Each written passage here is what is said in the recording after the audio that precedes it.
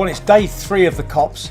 The Stockholm Convention is ongoing, discussing PFOA and all those countless chemicals that we need to get listed. So while that's going on, I'm reflecting that there's over 2,000 people here today, which is a record for the COPs.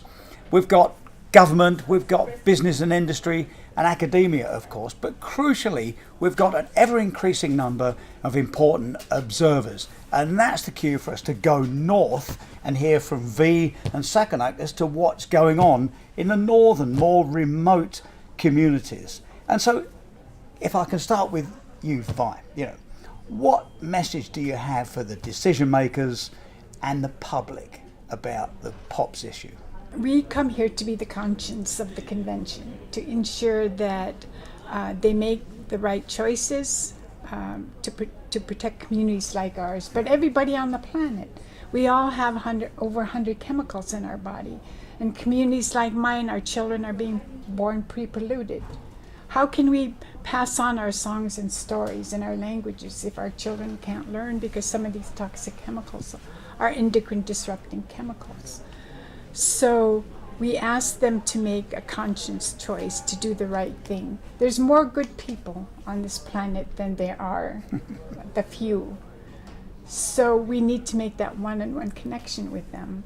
I'll come back in a moment. Sakonak, what can you tell us? The indigenous issues are similar all around the world. Extractive industries and profits are harming our health, harming our children, harming our traditional foods.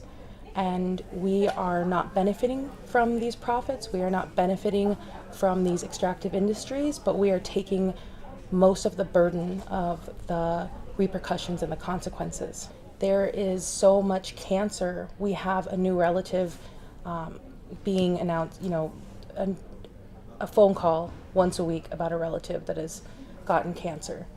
And for my generation, this seemed normal. And what I'm now learning is that this is not normal. It's not part of our people. I've been told it's not if I get cancer, it's when, which is very disturbing and unsettling. Raising 2 small children, I know the work that I do is because I want them to have the right that every human should have to clean air, clean water, and a life that is free of fear of catastrophic health disparities.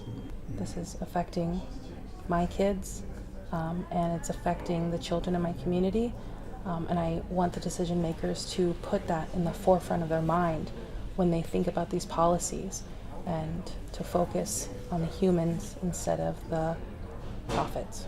Thanks, Sakonak. Thanks, V. And my final words are, if you want to think about POPs and the effect of these persistent organic pollutants, just put yourself in the home of these 2 great observers. Put yourself in a northern remote community before you make your decisions. Thanks.